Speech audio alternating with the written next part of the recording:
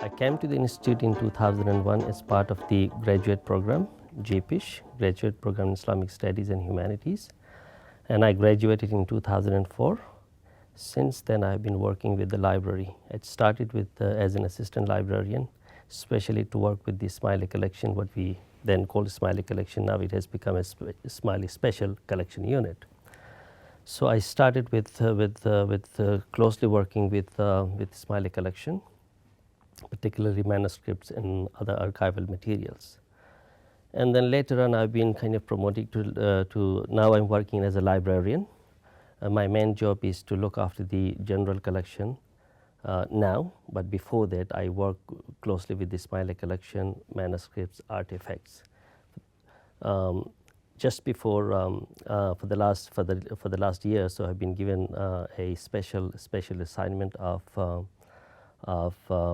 creating an inventory and stock taking of the Smiley collection, and for the first time, we have been able to kind of create a comprehensive inventory of the Smiley collection, focusing mostly on the manuscript and artifacts. I came to the institute about 2.5 years ago to work on what we call Khoj Ki manuscript project.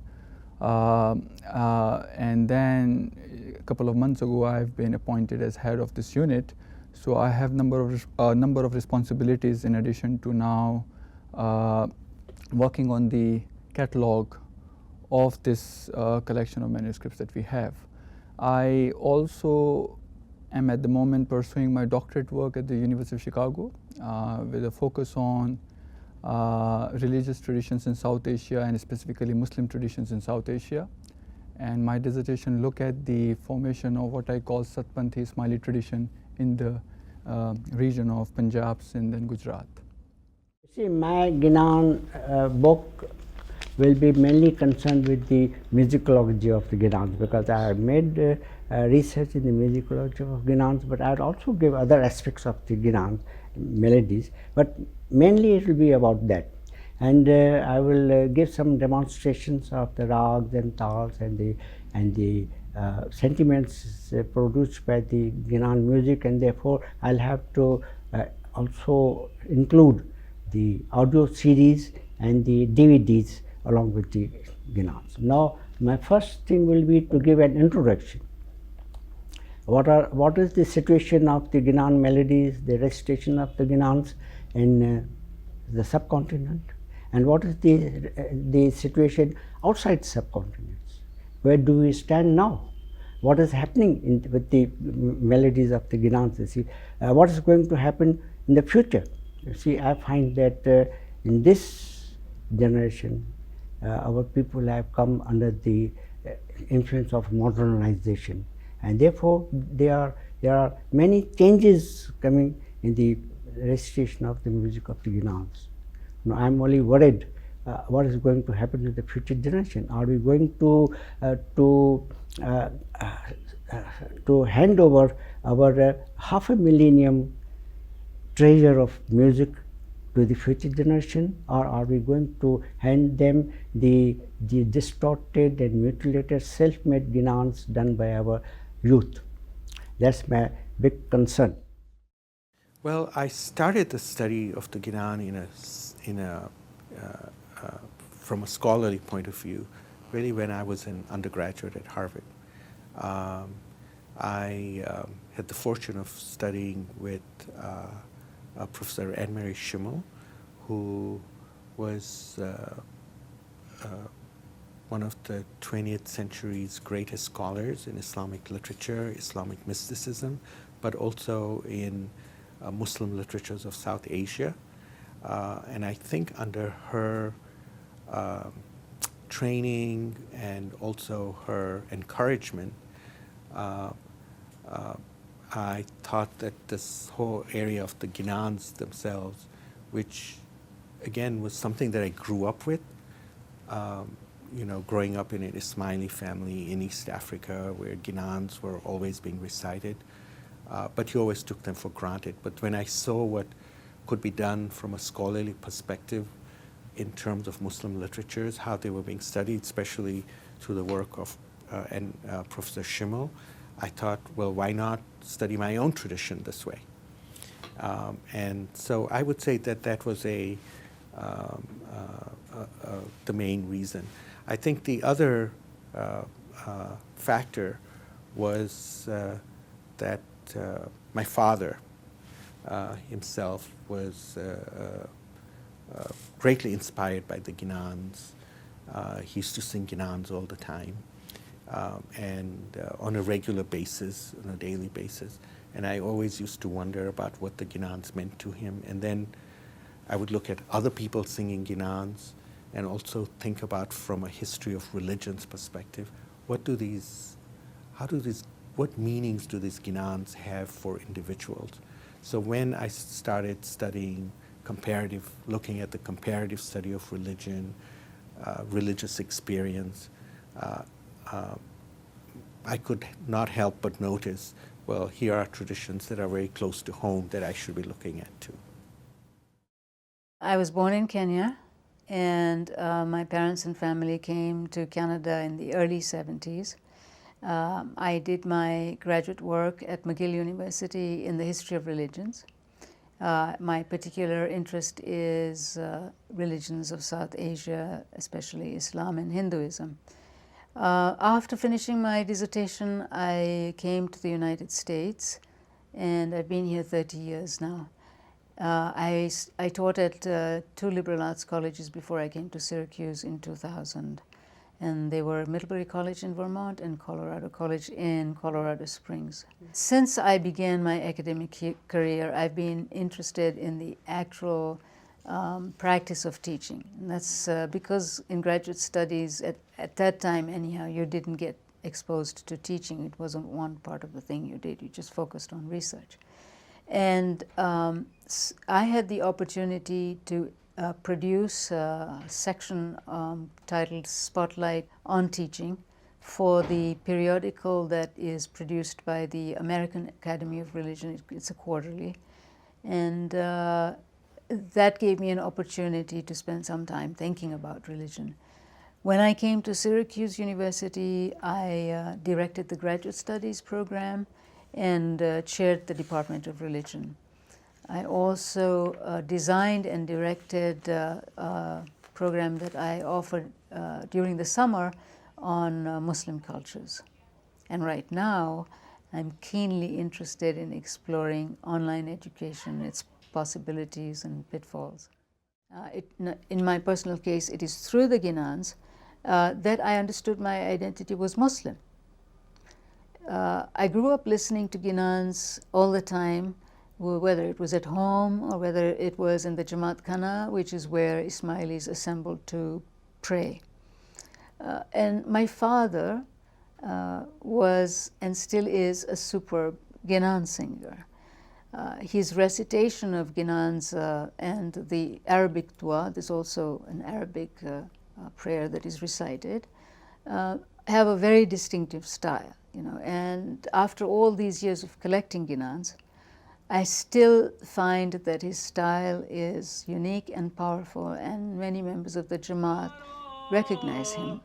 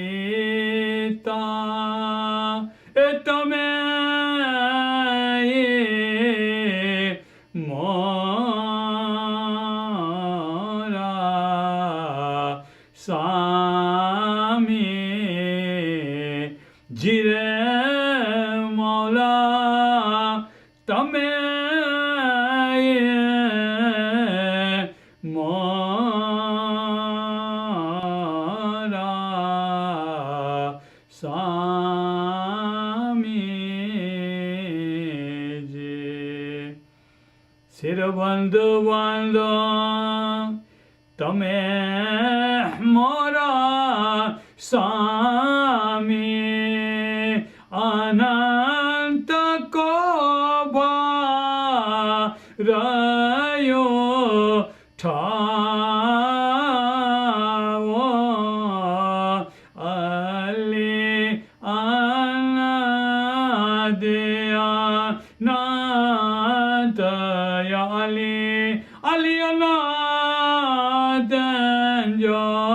sami shayana tenjo anta toye janeji.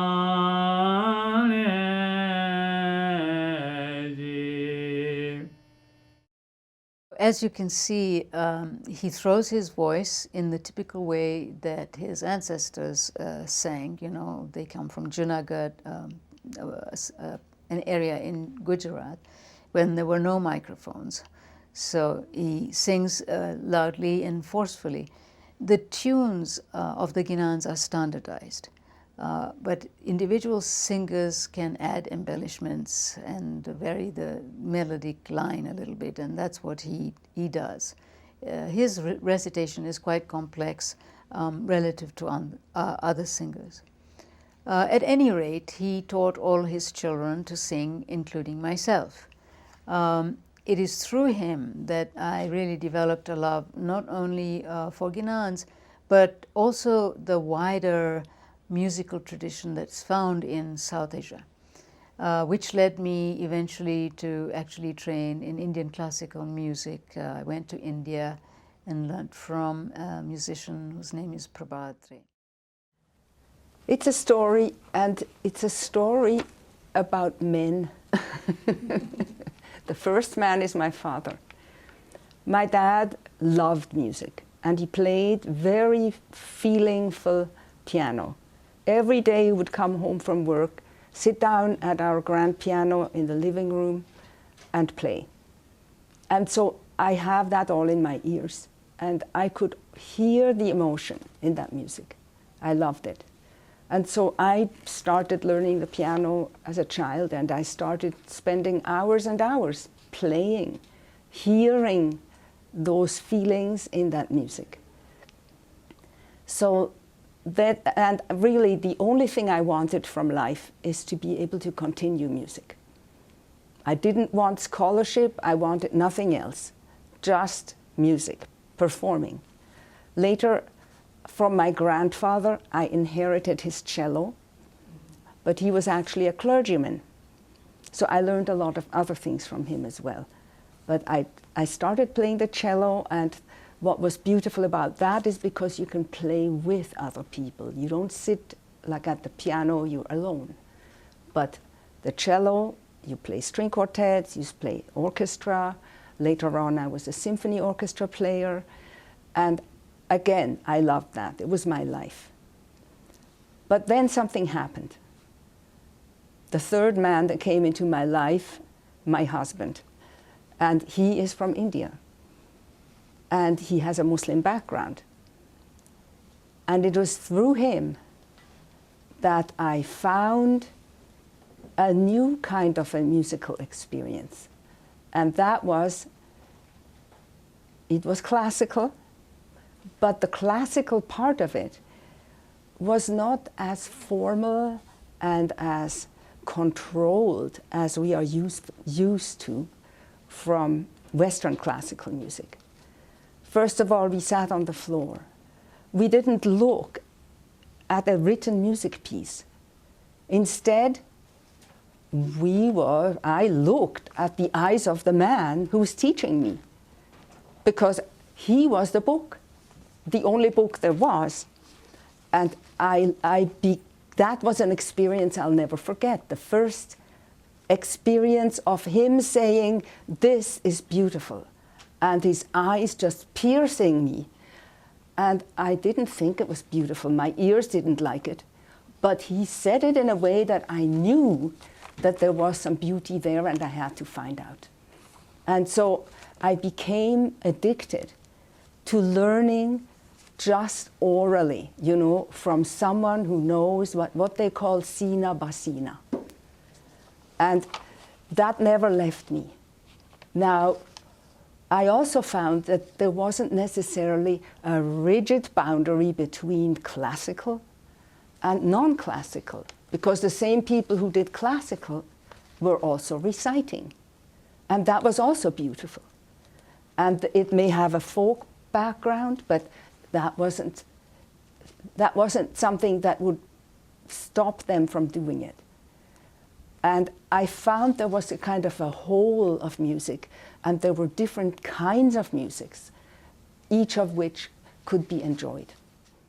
Now, how we get into the religious part of it, there I have to go back again, because I grew up very much in an environment of Protestant religion. I grew up because both my grandfathers were clergymen. They had PhDs, in Hebrew and in Greek, and they were very learned. But they also, of course, were part in parishes. They were giving sermons, and they guided the spiritual life of their communities. And so I was part of that. Church every Sunday. And what did we do there? We sang. We sang, and the singing of hymns, that's where it began for me.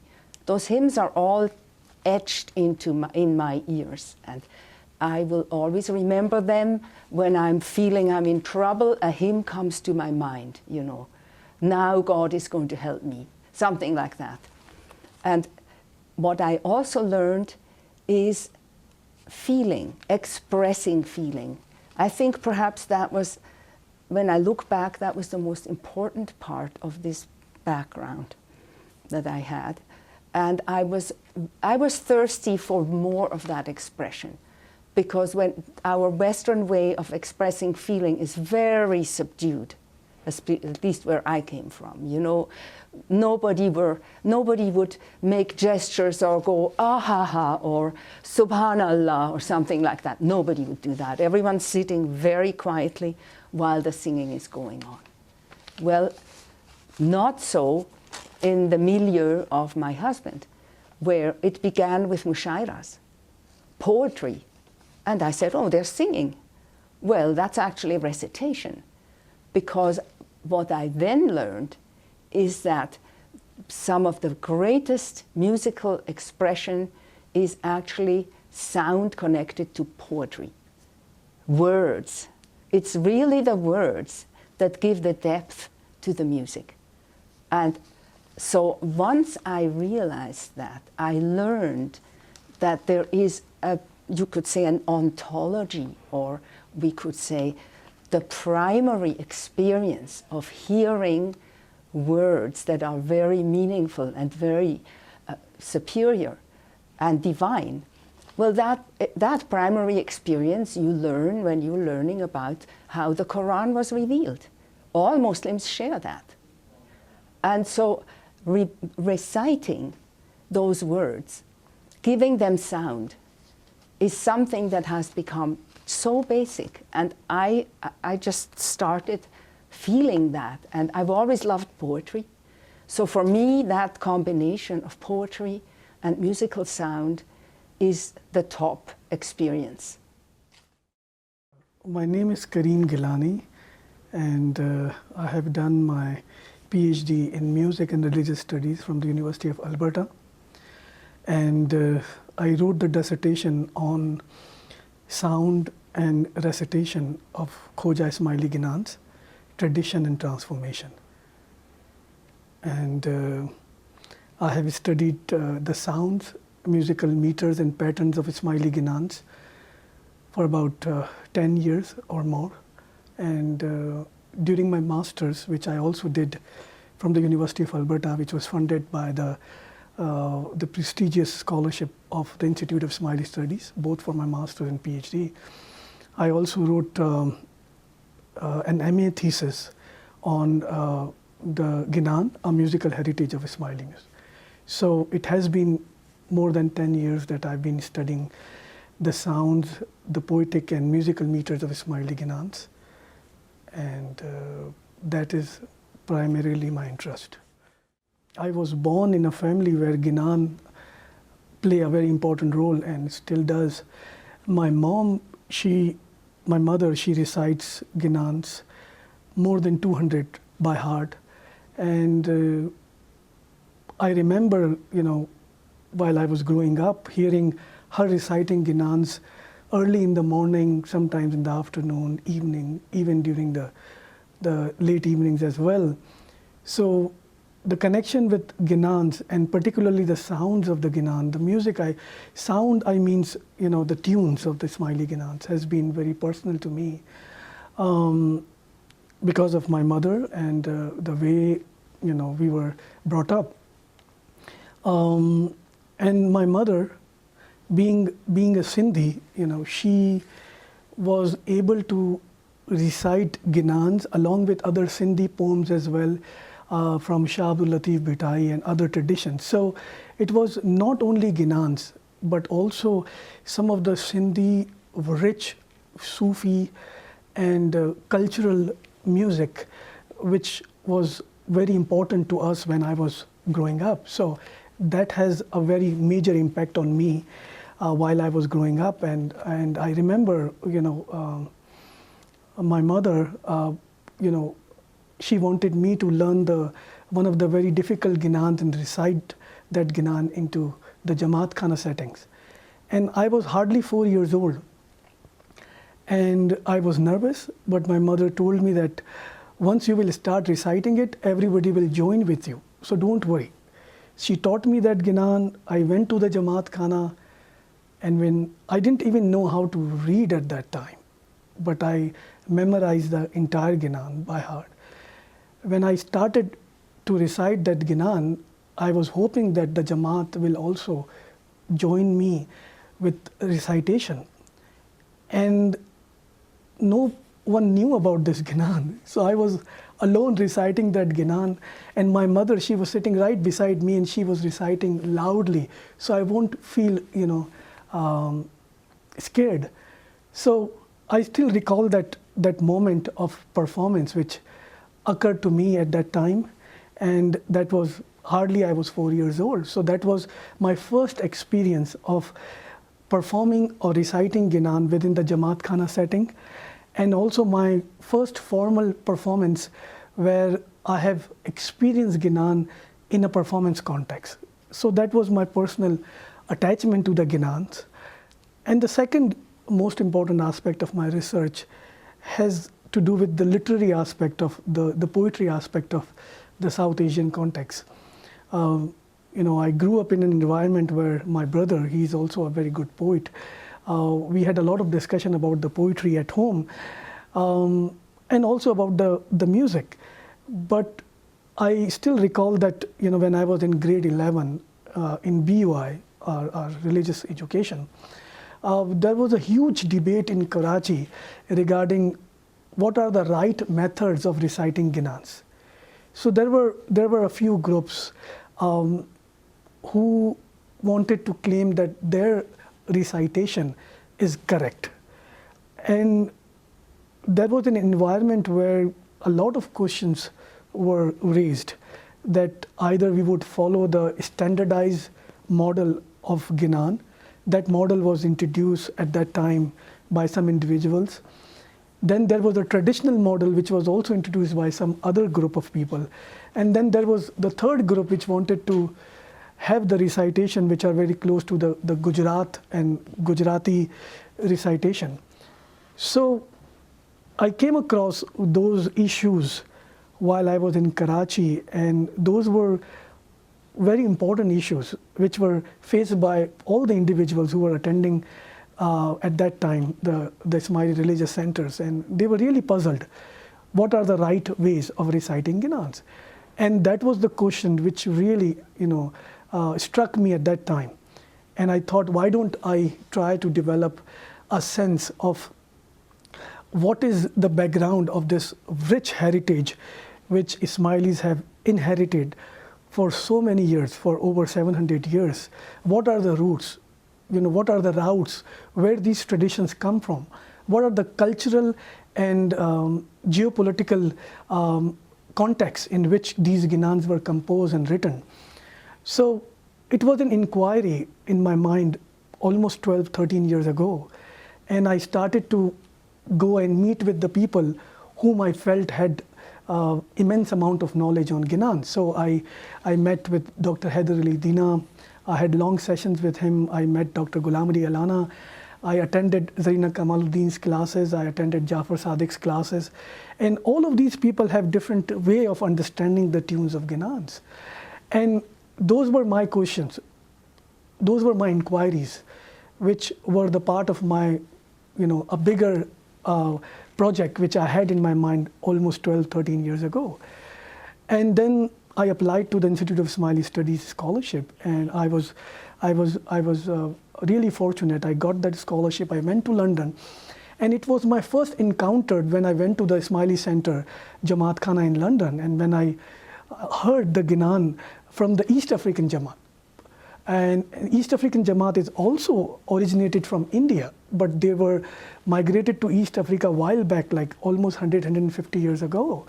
And their recitation, when I heard them in Jamaat Khana, they were beautiful, but many of them were different, and they had subtle differences. So that gave me another horizon of music and migration. How people kept their religious sentiments in music intact with them as a community, and when they migrate from one part of the another part, how they practice those traditions. And that was really remarkable to understand that although we all share the same ethnic background, but we do have the plurality and diverse ways of sharing this beautiful, rich heritage which Ismailis have been practicing for centuries. So that was another angle which I understood and learned from them. And then the further diaspora was when I came to Canada, and even in UK, I came across some other changes as well. So, then I decided to take that thesis about the sound and recitation and its significance to the Ismaili community at large as a part of my master's thesis.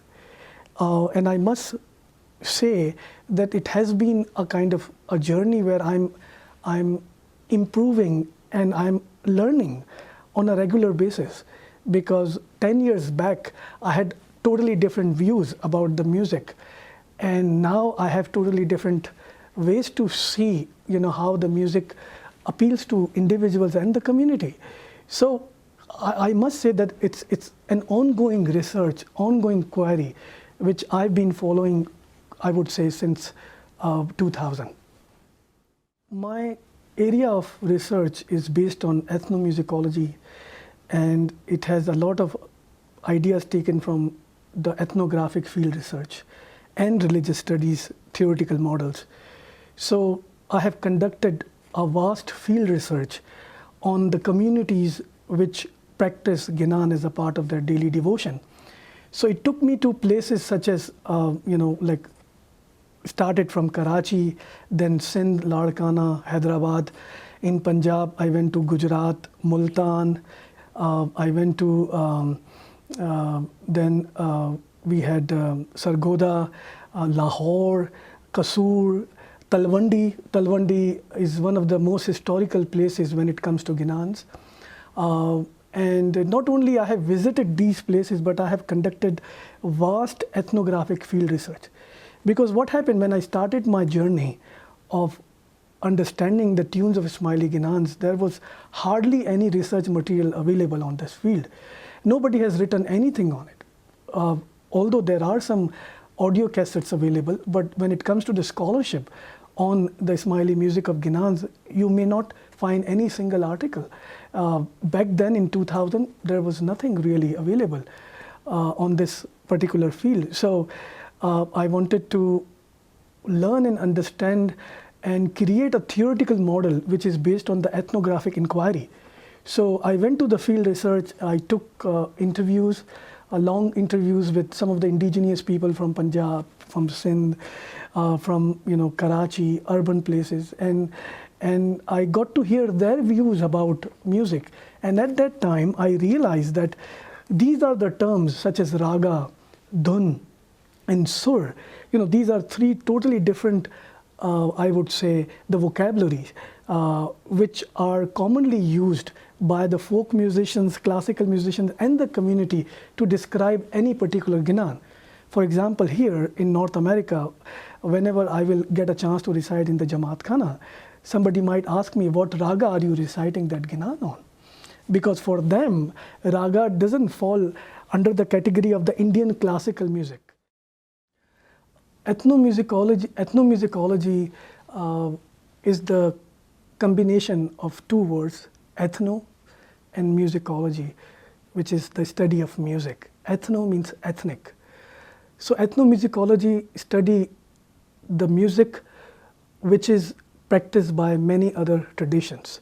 In musicology, they only tend to study the Western classical music, but ethnomusicology study the rich heritage of music from around the world. And also ethnomusicology draw many ideas which are based on anthropology, sociology, which are more humanly inclined, which are based on not only the music which you are studying, who are creating this music, what are the circumstances these musicians have gone through to create this music, the economical aspect, socio-political aspect, and all of those aspects which are close, which are attached to music, are being studied as well. So ethnomusicology study the rich heritage of music from inside out and outside in, not only from the musical grammar, but also what others influences those music might have, cultural, socio-political, and others.